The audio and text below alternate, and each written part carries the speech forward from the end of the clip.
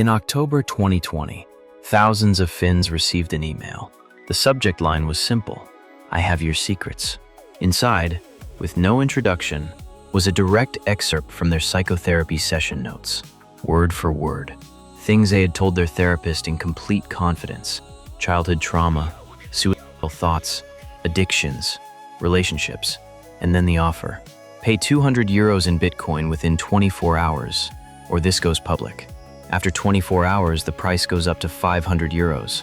Roughly 30,000 people received those emails.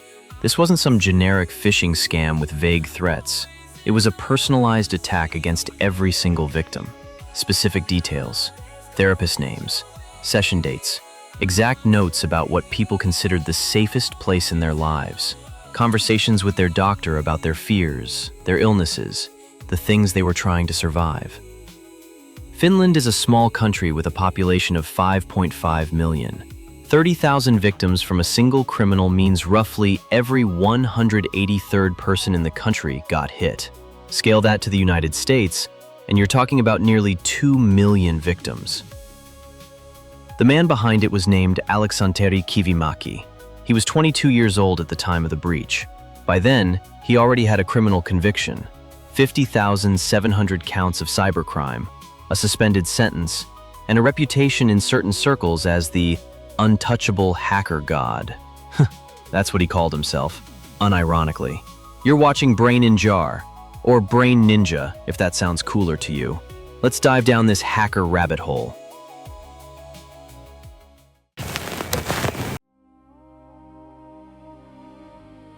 Kivimäki was born on August 22, 1997, in Espoo, outside Helsinki. Typical Finnish family, typical childhood. Nothing that obviously pointed toward where this would end up. He got online early and found exactly what smart, bored teenagers with too much free time usually find. Communities full of people obsessed with the same things he was. In his case, that meant hacking servers. According to Finnish and American investigators, he joined his first hacking groups around 2008. He was about 11 years old. One of the groups was called HTP, Hack the Planet. Very subtle name, obviously. By 2012, at age 15, Kivimäki was already selling on-demand DDoS attacks as a paid service. Need your competitor's website taken offline? Pay him, and he'd flood it until it crashed. At the same time, he used aliases like Zkill, Ryan, and Ryan C. That last one was stolen from Ryan Cleary, a real member of LulzSec who was already sitting in a British prison by then. Kivimäki simply took the guy's identity as an online nickname, without asking, obviously. In 2014, Kivimäki is 16 years old and basically at the peak of his teenage hacker career. He joins Lizard Squad. To be honest, technically speaking, they were never the most sophisticated hacking group in history. Their specialty was DDoS attacks, just smashing servers with traffic until they collapsed. Brute force, no elegance, but effective is effective. On Christmas Day 2014, Lizard Squad took down both PlayStation Network and Xbox Live simultaneously. All over the world, kids unwrapped their new consoles, tried to go online, and discovered everything was dead. The story exploded internationally, which is exactly what they wanted: attention. Meanwhile, Kivimäki was giving interviews, publicly, under his own aliases, clearly enjoying himself. Sky News interviewed him. He wasn't hiding because, apparently, he genuinely believed nobody would ever touch him. By the way, the guy also loved swatting. For anyone unfamiliar, swatting is when someone anonymously reports fake terrorist threats or hostage situations to emergency services, sending heavily armed police units to somebody's house. After an FBI raid in Las Vegas, which we'll get to in a minute, he allegedly swatted one of the FBI agents involved in questioning him by sending armed police to the home of the agent's relatives. A producer of the HBO documentary later explained the logic like this: "It hurts much more if someone harms my father than if they harm me." Kivimäki himself later described swatting in the documentary as really stupid. At some point it just became trendy in the circles I hung around in. He also called it harmless. Yeah, sure. Another famous incident happened on August 24th, 2014. Kivimäki called American Airlines and reported a bomb on board a flight from Dallas to San Diego. He impersonated a real passenger using stolen personal information from someone actually on the flight. Authorities treated the threat seriously. The plane was diverted to Phoenix. The U.S. Air Force scrambled 2 fighter jets. Passengers sat there with military aircraft escorting their plane without understanding what was happening. Later, investigators discovered it was caused by a 16-year-old kid from suburban Finland. Earlier that same year, while Kivimäki was in Las Vegas with his parents, the FBI raided him, seized devices, and investigated his activities. He was 15. No charges were filed. He went home. But in 2015, Finnish prosecutors finally caught up with him. Took them long enough. The charges centered around his activities with HTP, operating a botnet of more than 50,000 infected computers, large-scale intrusions, using stolen credit cards to buy goods, and participating in money laundering schemes that funded, among other things, a trip to Mexico. In July 2015, at the Espoo District Court, he pleaded guilty to 50,700 criminal counts. 50,700. No, that number is not a typo. The court sentenced him to 2 years suspended. Honestly, if you're planning to commit absurd cybercrime at industrial scale, liberal Europe really does seem like the ideal location. After the sentence, Kivimäki updated his Twitter bio, untouchable hacker god. Lizard Squad posted, "To everyone who said we'd rot in prison, hi, we got pardons." Basically, the justice system told him he could keep going, and he did. Honestly, if I were one of his future victims, I'd probably sue not only the hacker, but the Finnish justice system too. For several years after 2015, he mostly disappeared from headlines. Minor incidents, no major public cases. By all appearances, he lived like a fairly normal guy in his early 20s. Then in 2018, he decided to entertain himself again. In Finland, there was a private psychotherapy provider called Vastaamo. Founded in 2008, 25 clinics across the country, roughly 33,000 patients. Vastaamo also worked as a contractor within Finland's public healthcare system, meaning many patients went there because state psychiatric care was unavailable, overloaded, or inconvenient. The company maintained its own patient database, a MySQL server, no encryption, no anonymization, extremely weak password security. Technically speaking, this barely even qualified as hacking in the Hollywood sense. The doors were basically left wide open. According to investigators, Kivimäki first accessed the database in December 2018, then again in March 2019. He downloaded everything: patient names, addresses, social security numbers, therapist names, and most importantly, literal therapy session notes. What therapists wrote after conversations, the deeply private things patients revealed under the assumption of medical confidentiality. Inside those records were depression diagnoses, suicide attempts, abuse victims, addiction histories, childhood trauma. There were records involving children receiving treatment, people with severe psychiatric disorders. Kivimäki took all of it, then sat on the data for 2 years. September 2020, Kivimäki contacts Vastaamo CEO Ville Tapio. He demands 40 Bitcoin, around 450,000 euros at the time, or the patient data gets released publicly.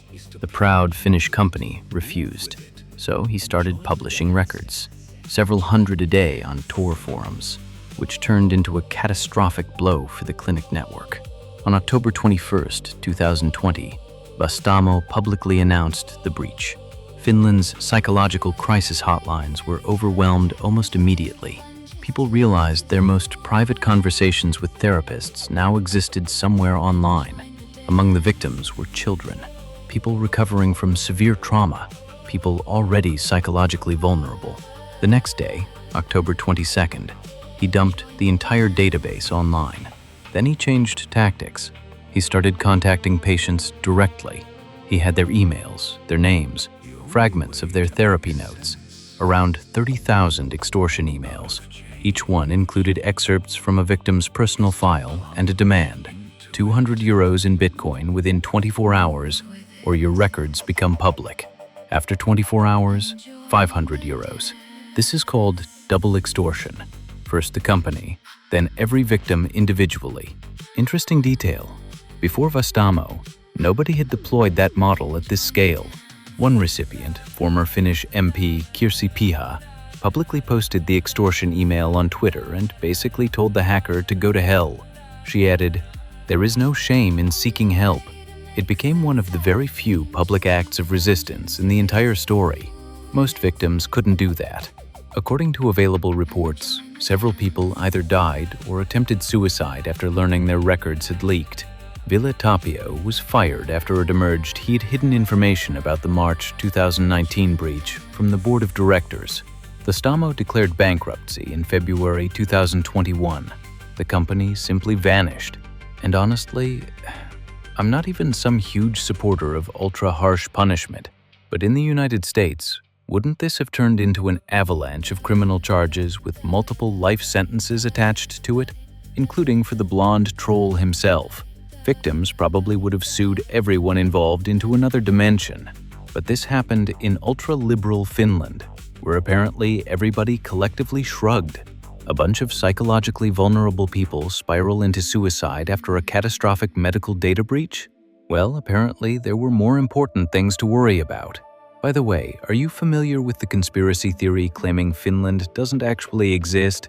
Eventually, they found him. Honestly, this part made me laugh because nobody really had to find him. He never seriously hid. He just assumed nothing would happen to him. Still, by then, he wasn't even in Finland anymore. And when things start going wrong, people make mistakes.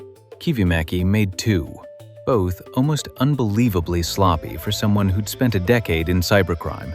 First, he allegedly connected to the Vastaamo server without using a VPN. His IP address remained in the logs. Remember the movie Dumb and Dumber? I genuinely don't know how else to react to that.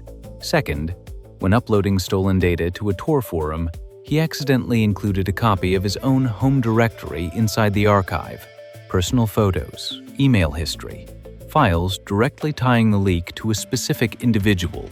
At that point, he might as well have leaked his own medical records too, just to make the story more ridiculous. Investigators worked those clues for almost 2 years.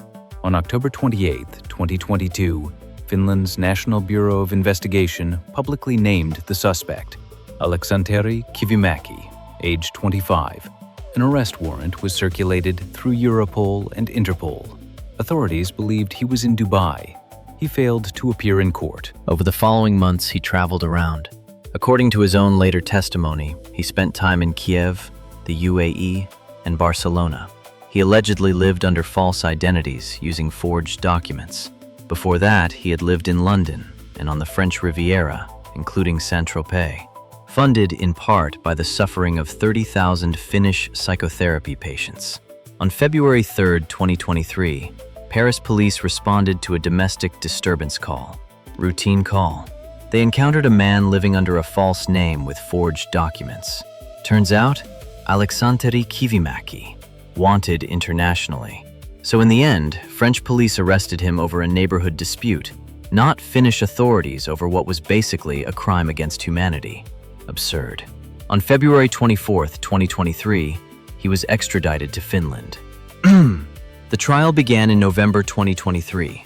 According to Chief Prosecutor Pasi Vainio, it became one of the largest criminal cases in Finnish legal history. More than 30,000 criminal counts.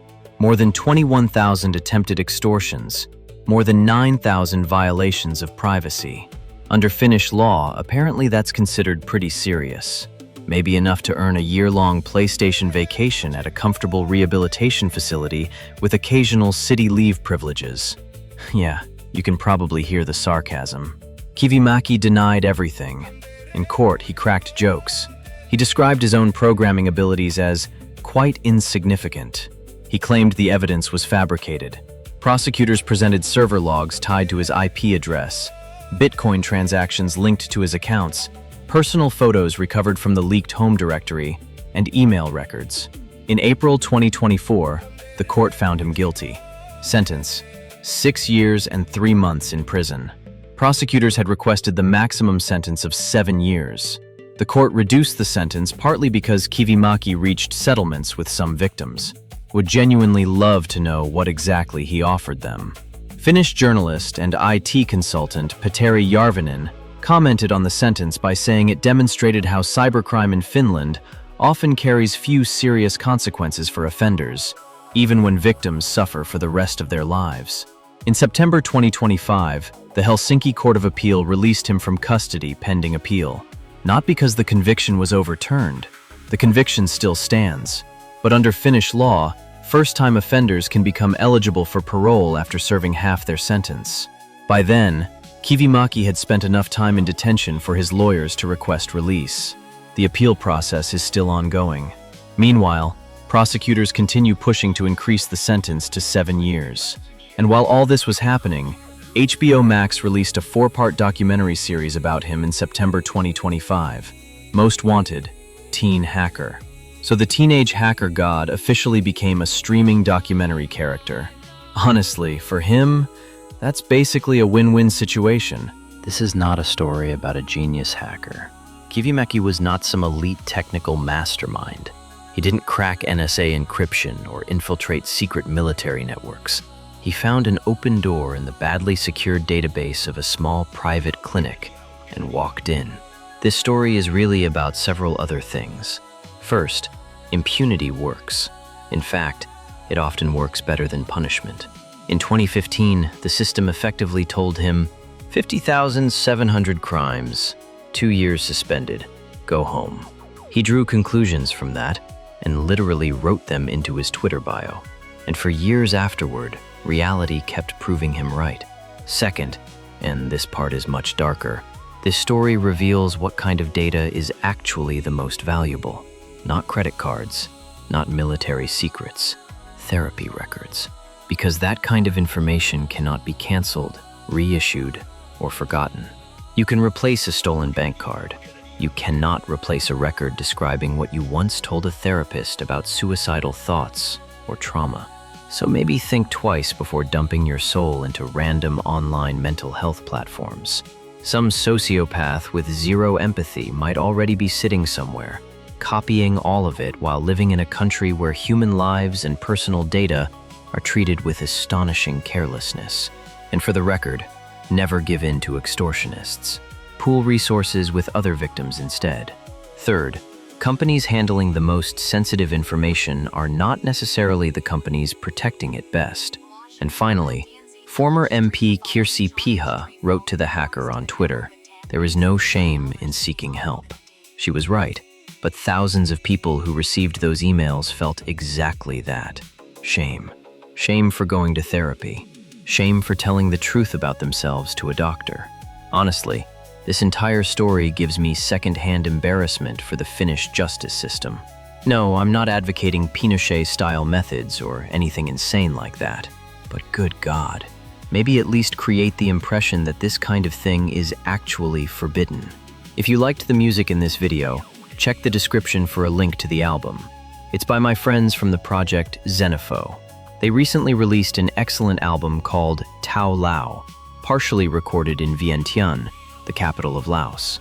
It sounds like futuristic post-New Age music with syncopated rhythms straight out of some cyberpunk meditation chamber. And don't forget to subscribe. Thanks for watching.